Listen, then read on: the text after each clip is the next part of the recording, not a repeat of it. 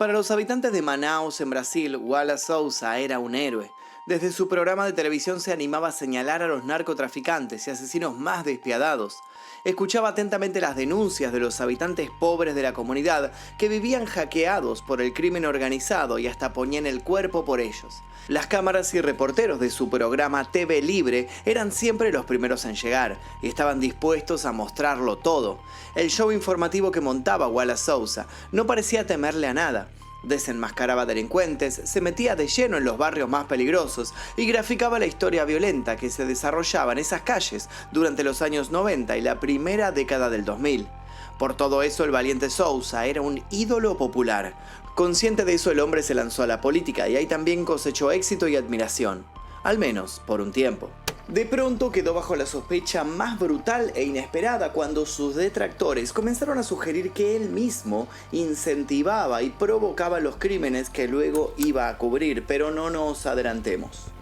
El caso de Wallace Sousa agita interrogantes que hoy, con las redes sociales, parecen tener una vigencia renovada. ¿Hasta dónde puede llegar alguien sin escrúpulos con tal de que el público le preste atención? ¿Cuál es el límite al momento de retratar un hecho sangriento? ¿Wallace Sousa era realmente un genio criminal que montó un enorme plan para sacar provecho? ¿O solo fue víctima de una conspiración aún mayor? ¿Acaso su trabajo era realmente genuino y desinteresado y eso tocó intereses oscuros? ¿Quién miente y quién dice la verdad en esta historia? Para tratar de dar respuesta a esta y otras incógnitas, vamos a sumergirnos en el oscuro caso de Wallace Sousa.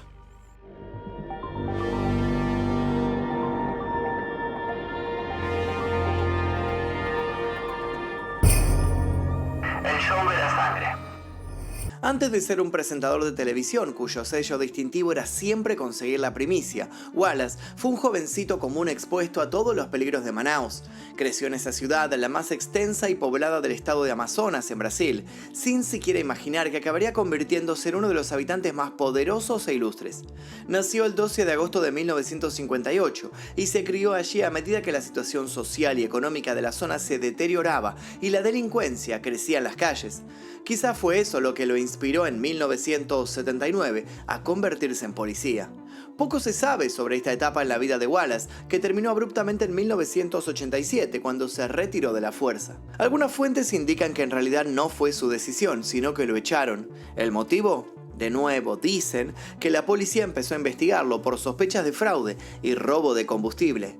Lo cierto es que quedó fuera de ese mundo que evidentemente lo atraía mucho y debió probar suerte en otro ámbito. Fue entonces que empezó a interesarse por el mundo del periodismo, pero no desde un punto de vista tan solemne como buscan algunos reporteros. El objetivo de Sousa estaba lejos de la presentación sobria de las noticias o una mirada aparentemente objetiva de la realidad. Él quería meterse en el barro, mostrar historias violentas y marginales, sin miedo a salpicarse de sangre, hasta llegar al sentido más literal de la expresión. En 1996 salió al aire la primera emisión del Canal Libre, un peculiar programa de noticias centrado casi exclusivamente en la temática policial. En Manaus abundaban las novedades de ese tipo y a los espectadores les fascinaba conocer en detalle los últimos robos, homicidios y allanamientos que se producían en sus barrios. Wallace Sousa detectó rápidamente que ahí podía haber una auténtica gallina de los huevos de oro y empezó a sacarle todo el jugo posible a un submundo de historias marginales. Con el correr del tiempo su programa se fue tornando más y más extremo. El tono sensacionalista con que Sousa relataba los casos fascinaba al público, que podía pasar horas escuchándolo en una especie de trance morboso. Decenas de personas iban al canal a presenciar las transmisiones en vivo y lentamente empezaron a tener un rol clave en el estilo del programa. Los espectadores vitoreaban a Sousa, aclamaban sus opiniones y también le pedían hablar.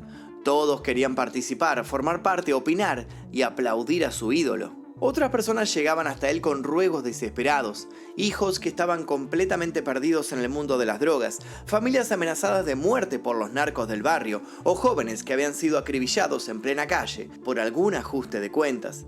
Cada historia que aparecía en Canal Libre era más turbia que la anterior y Sousa siempre se comprometía a investigar a fondo, a ir él mismo al lugar de los hechos y a mostrar sin ningún tipo de censura lo que pasaba en las calles. Conforme la popularidad y el rating de Canal Libre fue creciendo, Sousa comenzó a contratar más camarógrafos, productores y reporteros que pudieran cubrir la enorme cantidad de historias que llegaban hasta ellos. Las imágenes que retrataban eran de altísimo impacto y no había ningún código de ética periodística que les impidiera mostrar en pantalla chica toda clase de aberraciones.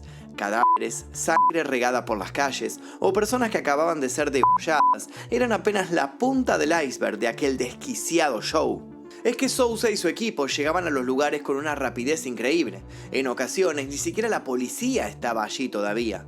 Con las cámaras se metían en un auto destrozado que acababa de ser acribillado y mostraban el cuerpo de una persona sobre el asiento delantero, del mismo modo que podían adentrarse entre los pastizales hasta encontrar el cadáver de algún vecino que les decía haber hallado minutos antes. En paralelo, en el estudio del programa se innovaba cada día más.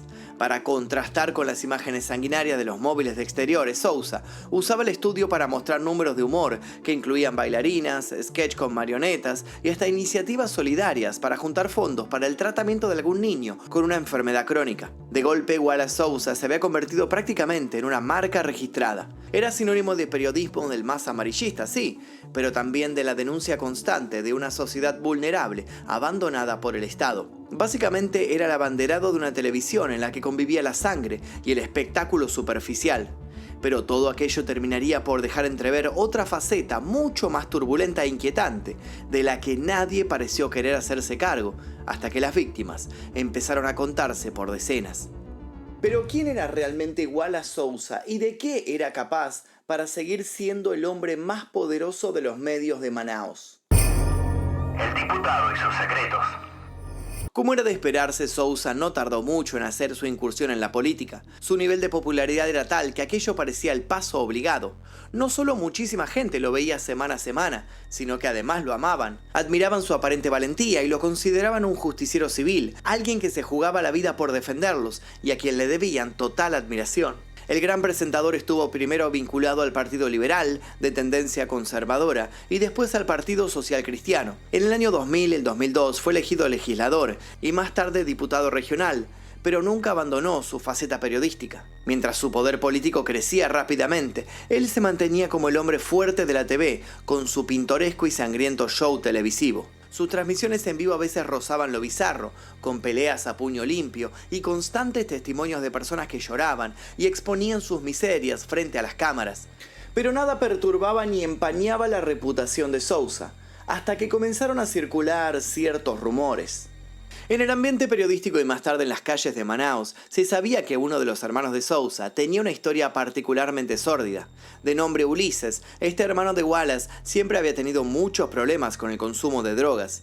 Algunos seguidores de Wallace pensaban que el sujeto se había volcado a denunciar a los criminales como una manera de hacer justicia por su hermano. Sin embargo, no imaginaban hasta qué punto podría llegar ese supuesto ánimo de venganza. Paulatinamente, distintos miembros de la familia Sousa se fueron sumando al programa, desde otros de sus hermanos hasta sus propios hijos, y sucedió algo lógico.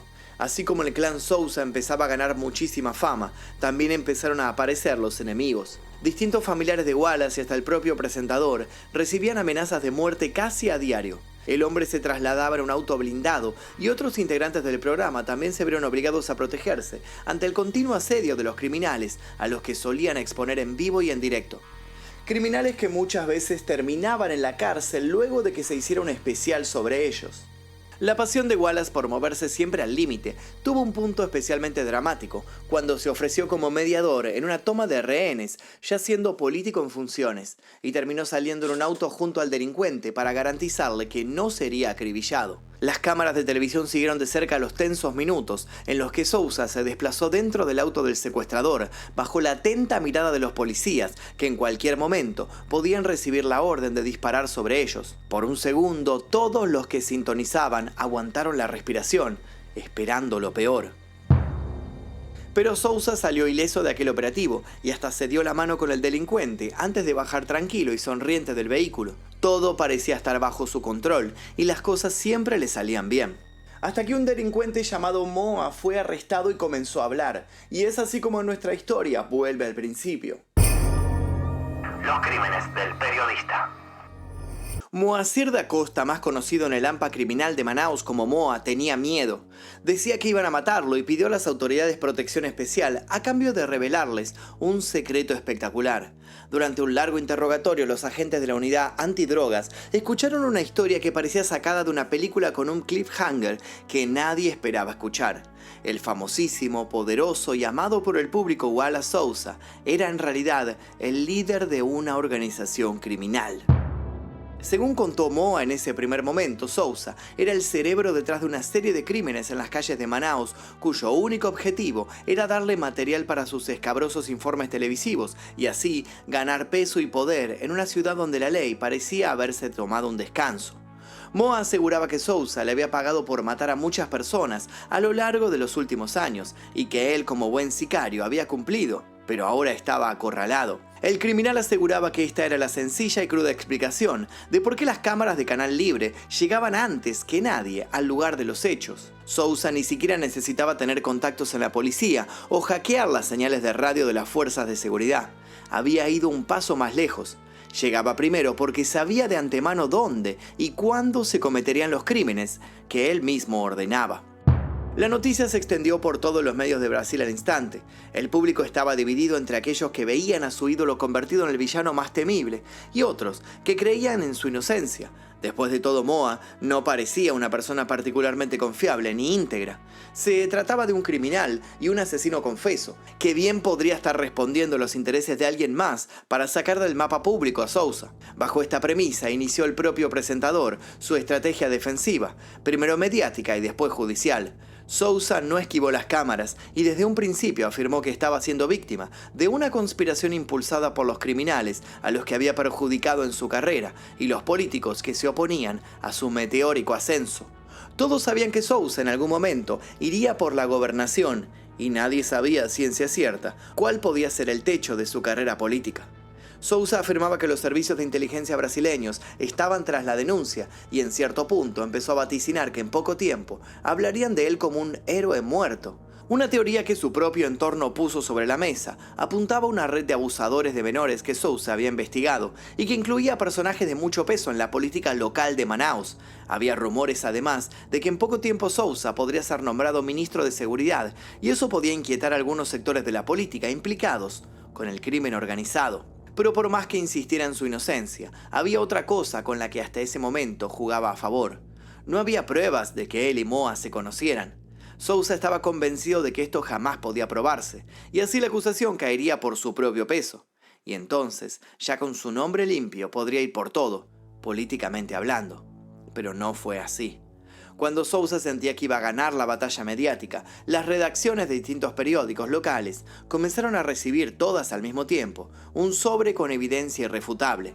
Una foto mostraba a dos hombres sonrientes en una piscina. Uno era Wallace Souza, el otro era Moa. La caída del héroe. Con Moa en el programa de testigos protegidos tras haber sufrido un atentado en la cárcel, comenzaron a aparecer otros criminales que señalaban a Souza. De pronto, su situación parecía dar un volantazo inesperado y violento. Wallace había pasado de ser un reconocido periodista a un criminal frío y calculador. El juicio parecía estar a la vuelta de la esquina y entre el testimonio de Moa y las fotos que probaban su amistad, la condena parecía un trámite fácil de resolver. Pero entonces hubo otro giro. Moa volvió a hablar, pero para contradecirse por completo. Afirmó que todo lo que había dicho en contra de Souza era mentira y que la policía lo había torturado para que declarara en contra del diputado y presentador. ¿Cuál era la verdad? Incluso para los investigadores más metidos en el tema, Moa era un testigo errático y poco confiable, pero sobre él se sustentaba toda la causa. Si decidía cambiar su testimonio, ya no habría pruebas en contra de Souza. Una cosa era la foto en la piscina y otra muy diferente era decir que el periodista había mandado a matar gente. Entonces, como en un intento de quedar bien con todos, Moa afirmó que no conocía a Souza, pero sí a su hijo Rafael y que a él debían investigarlo. Al parecer el joven era el nexo clave para probar la relación directa entre Wallace y los delincuentes. Entonces la causa judicial tomó otro impulso y se iniciaron las nuevas detenciones. A comienzos de octubre de 2009 todo pareció venirse abajo para la vida y la reputación de Wallace Souza. Primero lo despojaron de su cargo de diputado y por consiguiente perdió la inmunidad que le otorgaba su banca. Horas después se aprobó una orden de captura, solo que para ese momento Wallace ya había desaparecido. El 6 de octubre los medios de todo el mundo ya lo calificaban como un prófugo, pero su hijo Rafael sí estaba bajo arresto. Se desplegó un enorme operativo para encontrar al periodista y exdiputado. Sin embargo, todo parecía en vano. Sousa parecía haberse esfumado y sus familiares temían por su vida. No solo vivía bajo amenaza, sino que atravesaba un severo cuadro depresivo. Sus allegados afirmaban que podría tomar una drástica decisión de un momento a otro si se sentía presionado. Lo cierto era que con las fronteras cerradas y los lugares que frecuentaba fuertemente vigilados, Sousa permanecía oculto en la casa de unos amigos. A través de su abogado le hacía saber a la justicia que no se entregaría hasta estar seguro de una sola cosa, que no lo enviarían a una cárcel común. Ese era el mayor miedo de todos para el periodista caído en desgracia. Es que en las prisiones estaban esos criminales a quienes había denunciado en su programa. Estaba firmemente convencido de que si pisaba una celda lo matarían en cuestión de horas. Así su abogado negoció con los jueces y acordaron enviarlo a un calabozo privado, aislado del resto de los reclusos, con tal de que se entregara. Y así lo hizo, exactamente 4 días después de que mandaran a detenerlo. Las imágenes lo mostraron demacrado y asustado. Ingresó al sistema penal aún clamando por su inocencia. Todos volvían a estar frente a las pantallas para ver su rostro, pero ya no lo veían sonriente y teniendo absoluto control de lo que pasaba alrededor. Querían ver qué cosa pasaría en el esperado juicio. Las aguas se dividían en las calles. Todos habían tomado postura sobre el asunto. Algunos se manifestaban con pancartas pidiendo su liberación. Otros pedían duras sentencias. No sucedería una cosa ni la otra. El veredicto que nunca llegó. El juicio contra Wallace Sousa, su hijo Rafael y Moa comenzó en 2010. Mientras un desfile de testigos reforzaban la acusación de la fiscalía, había un asesinato puntual que acaparaba toda la atención, el de un narco conocido como Casula. Su asesinato parecía englobar a todos los acusados. Se sospechaba que Rafael Sousa, el hijo de Wallace, había sido el encargado de dispararle y que Moa lo había acompañado en un auto que previamente había alquilado el presentador de televisión. ¿Por qué se habían ensañado con Casula particularmente? Porque era el dealer que proveía de drogas a aquel hermano de Wallace que llevaba años en una espiral de vicios. Entonces, según sostenían, el periodista había planificado asesinarlo para vengar a su propio hermano. Ante una sala colmada por 200 personas y una intensa cobertura mediática, comenzó el que prometía ser uno de los juicios más impactantes de la historia reciente brasileña. Solo había un ausente, el propio Wallace Sousa.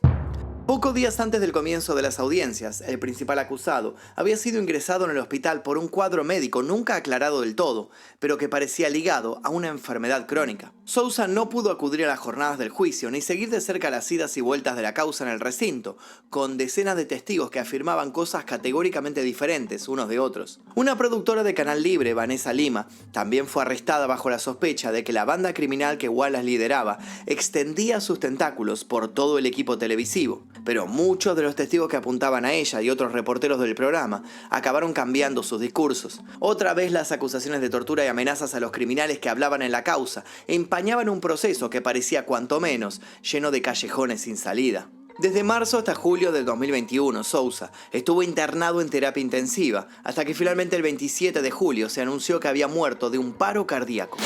Poco antes lo habían sometido a una cirugía por acumulación de líquido en su abdomen. Según el parte médico, no la había resistido. Para la familia Sousa, el hombre ya había bajado los brazos hacía tiempo. Por irónico que parezca, Wallace Sousa no llegó a ver el final de una de las historias mediáticas más polémicas de Brasil, la suya.